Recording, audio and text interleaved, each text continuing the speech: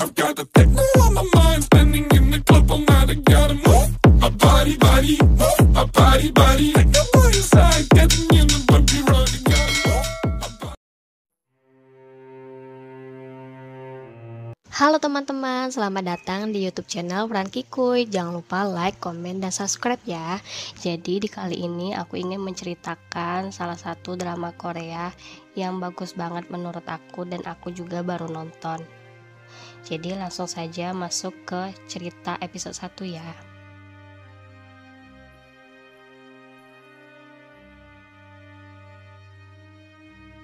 Jadi di awal episode 1 ini masih menjelaskan atau menampilkan cuplikan dari season sebelumnya, yang mana pada season sebelumnya Lirang dan Leon bertarung melawan iblis atau siluman, dan kemudian Lirang akhirnya mati karena mengorbankan dirinya untuk menyelamatkan nyawa kakaknya.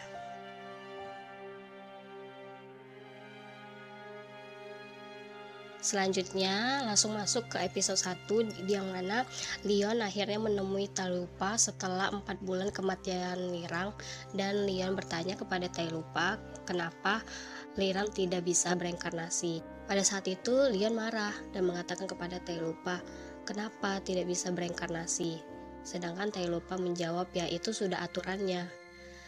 Leon masih tetap marah karena adiknya mati karena menyelamatkan nyawanya. Akhirnya Tailupa menyetujui syarat dari Leon dan akhirnya mengubah dari isi kertas tersebut. Dengan kesepakatan yang tadi, akhirnya Leon setuju untuk menandatangani syarat atau kertas yang telah dibuat oleh Tailupa. Pada malam itu terjadi gerhana bulan dan terdapat seorang pria atau tamu tak diundang mendatangi rumah Tailupa.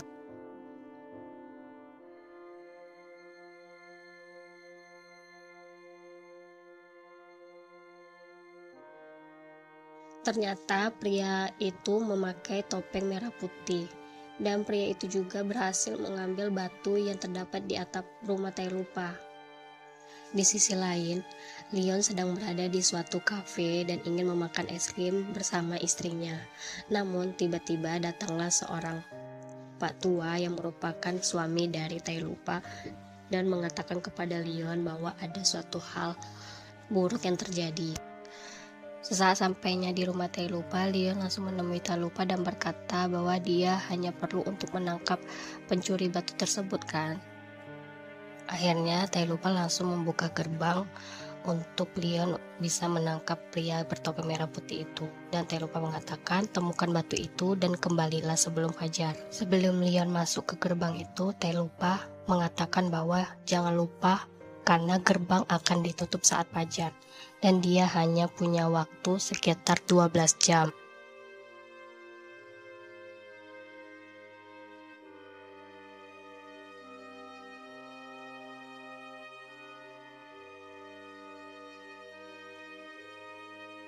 Sesaat Leon telah masuk ke gerbang tersebut, tiba-tiba temannya yaitu Shinju atau asistennya menyusul Leon untuk masuk ke gerbang tersebut.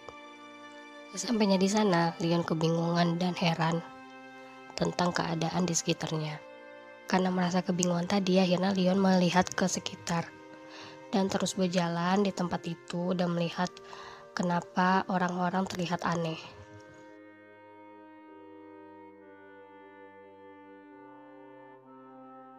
Pada saat itu, Leon akhirnya bertemu dengan seorang anak kecil dan mengambil koran yang ada di tangannya. Pada saat dia membaca, dia terkejut ketika melihat bahwa dia berada di tahun 1938.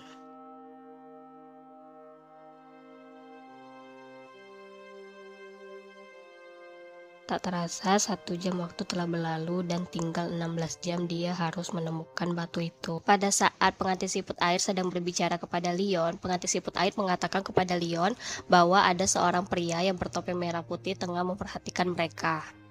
Pada saat itu, Leon langsung mengejar pria yang bertopeng merah putih itu.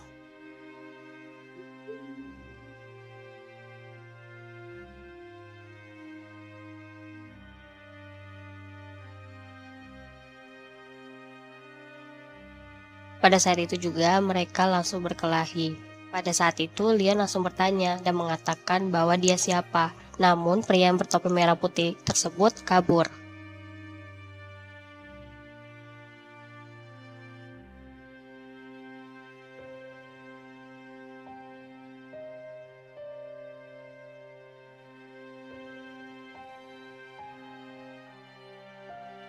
Setelah terjadi ledakan besar, ternyata batu pembatas sungai kematian tadi dirembut oleh seorang bandit. Melihat hal tersebut, Leon tidak tinggal diam dan langsung mengejar bandit tersebut. Setelah melakukan pengejaran yang cukup sulit, akhirnya Leon berhasil menemukan base camp dari bandit itu. Dan saat dia ingin menyerang bandit itu untuk mendapatkan kembali batu pembatas sungai kematian, tiba-tiba dari arah belakang ada orang yang melemparkan sebuah kapak. Saat Leon menoleh ke belakang dan melihat siapa yang melempar kapak itu, keluarlah seorang pria dari sebuah tirai di pondok itu. Dan betapa terkejutnya dia. Pria itu ternyata adalah Lirang, adiknya yang masih hidup di era itu. Pada era itu, Leon dan Lirang belum bertamai. Akibatnya, Lirang saat melihat Leon, dia ingin menyerang Leon. Namun tanggapan Leon hanya memeluk adiknya dan berkata dia sangat bersyukur bahwa adiknya baik-baik saja dan masih hidup. Dan dia tidak lupa juga meminta maaf atas kesalahan yang telah dibuatnya. Lirang bingung dengan perkataan dari Leon. Leon hanya memberikan tanggapan bahwa waktu dia tidak banyak dan dia hanya ingin batu pembatas sungai kematian dikembalikan kepadanya. Di tempat lain, Shinju yang merupakan teman dari Leon yang berasal dari era modern terpisah oleh Leon dan dia hanya memanggil nama Leon dan dia tidak menemukan keberadaan Leon. Dan pada saat itu dia tidak pantang menyerah. Dia terus berjalan kaki di arah jalan setapak. Pada saat dia berjalan, dia melihat ada sebuah mobil yang melintas. Pada saat itu, dia mendatangi mobil itu dan meminta pertolongan kepada mobil itu agar mobil itu memberikan dia tumpangan. Akhirnya, mobil itu menyetujui dan memberikan dia tumpangan. Ternyata pertengkaran Lirang dan Leon terus berlanjut. Lirang terus-menerus menyerang Leon sampai badan Leon terluka. Pada saat itu, Lirang melemparkan kapaknya ke dada Leon dan Leon hanya diam saja. Saat itu, Lirang marah dan mengatakan, "Kenapa tidak membalasku? Kenapa hanya diam saja?" Namun Leon mengatakan bahwa dia meminta maaf kepada Lirang. Dan dia mengatakan juga jangan membuang waktu untuk membencinya. Hiduplah dengan bahagia dan janganlah menjadi bandit lagi, balas Leon. Setelah berbicara kepada Lirang, Leon meninggalkan Lirang. Pada saat itu, respon Lirang marah dan mengatakan, untuk apa dia begitu baik dan perhatian, lalu pergi, begitu saja meninggalkan Lirang. Setelah mendengar hal itu, Leon menoleh ke belakang dan menjawab, "Siapa yang ingin meninggalkanmu?" Namun, tiba-tiba pada saat itu datanglah seorang pria yang bertopi merah putih dan langsung menusuk Lirang dari belakang. Melihat hal itu, Leon langsung menghampiri Lirang dan memeluk Lirang. Dan ketika itu, Leon langsung menatap pria yang bertopi merah putih itu dan mengatakan bahwa rubah akan selalu membalas dendam kepada musuhnya. Setelah terjadinya penusukan, Leon langsung menggendong adiknya dan mencari pertolongan ke tempat lain. Dan dia pergi ke salah satu tempat yang bernama Munyonggak. Setelah Leon mengantarkan Lirang ke kamar, tiba-tiba datanglah seorang wanita yang merupakan pegawai dari Munyonggak. Dan wanita itu menawarkan kepada Leon apakah perlu dipanggil dokter.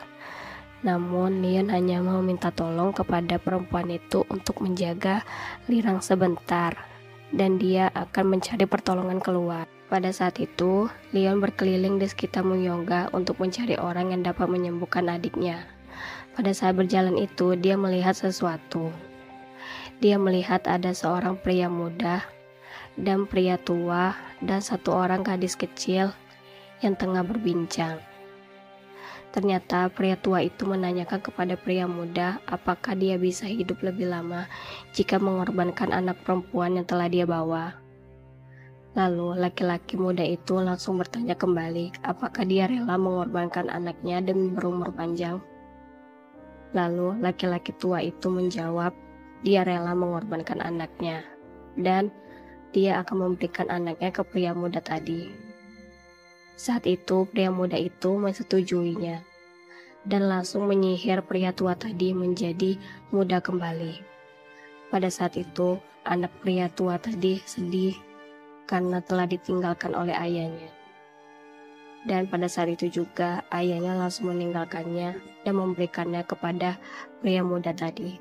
Melihat kesaktian dari pria muda tadi, akhirnya Leon datang menghampiri dia dan menanyakan bahwa siapa dia. Lalu pria muda itu menjawab kalau dia adalah Dobangsik atau yang dipanggil si panjang umur.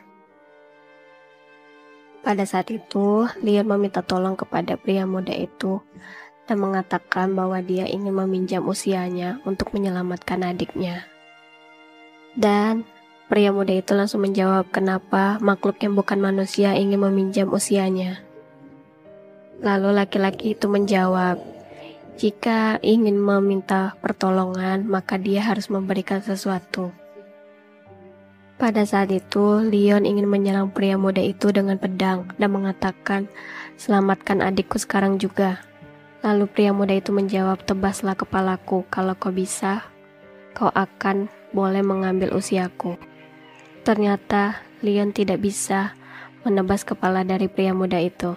Karena Leon tidak dapat mengalahkan pria muda itu, akhirnya pria muda itu memberikan Leon suatu tantangan agar dia mau menyembuhkan adiknya Leon.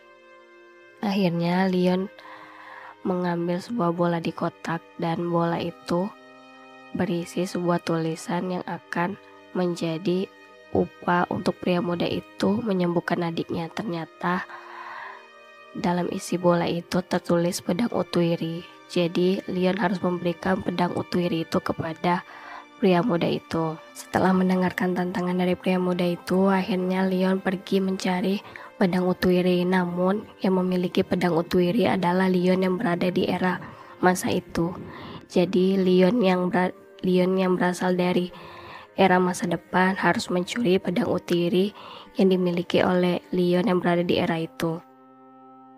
Walaupun cukup sulit, akhirnya Leon berhasil mengambil pedang Utuiri yang dimiliki Leon pada masa itu secara diam-diam. Kembali ke Muyongga. Pada saat kritis, ternyata Rolirang keluar dari tubuhnya. Pada saat itu dia melihat bahwa pria muda yang ternyata sakti tadi bukanlah seorang yang baik. Dia saat itu tengah merenggut jiwa dari seorang anak kecil. Ternyata pria muda itu merupakan siluman penyu yang jahat. Dengan susah payah, akhirnya Leon berhasil menemukan pedang Utuiri dan kembali ke Muyongga. Pada saat itu, langsung dia menemui pria muda itu, dan saat ingin menyerahkan pedang itu, dia menariknya kembali dan mengatakan, kau berbohong kan? Kau sengaja memanipulasi isi kotak itu dengan semua tulisan pedang Utuiri. Karena kau ingin memusnahkan pedang ini kan? Karena kau takut akan mati dengan pedang ini kan? Kau sengaja menyuruhku untuk mencari pedang ini. Ya bukan? Karena kebohongan yang telah terbongkar, akhirnya Leon menyerang pria muda itu. Pada saat itu ternyata Rolirang masuk ke dalam badan anak kecil tadi. Dan pada saat itu Lirang mengatakan bahwa pria muda itu adalah siluman penyu. Saat itu Leon langsung menyanyikan sebuah lagu yang merupakan lagu yang dibenci oleh siluman penyu. Wahai penyu, berikan kepalamu, kalau tidak aku akan memanggang dan menyantapmu. Lagu itu terus diulang-ulang oleh Leon dan Lirang. Dan pada akhirnya siluman itu berteriak dan tidak lama kemudian langsung Leon menebas kepala dari siluman penyu itu. Dan siluman penyu itu pun lenyap dan jiwa-jiwa yang telah direnggutnya keluar dari badan siluman penyu itu dan kembali kepada pemiliknya. Dan pada akhirnya Lirang sembuh. Setelah berhasil menyembuhkan adiknya dan memusnahkan siluman penyu, perasaan Leon senang. Dan di sisi lain, Leon juga merasa sedih karena dia telah kehabisan waktu untuk kembali ke masa depan. Dan pintu kembali ke masa depan telah ditutup. Pada saat itu, Leon hanya terbenung dan memikirkan bagaimana perasaan istrinya. dan istrinya pasti akan menunggu kepulangannya. Pada saat dia melamun, datanglah Lirang dan Leon hanya tersenyum kepadanya. Pada saat itu, Leon hanya memikirkan bagaimana caranya dia akan pulang ke masa depan dan dia dapat menemui istrinya lagi. Nah teman-teman, ini adalah akhir dari cerita episode 1 ya. Jadi gimana, kalian penasaran gak dengan nasib Leon gimana di masa lampau? Apakah dia bisa kembali ke masa depan atau tidak?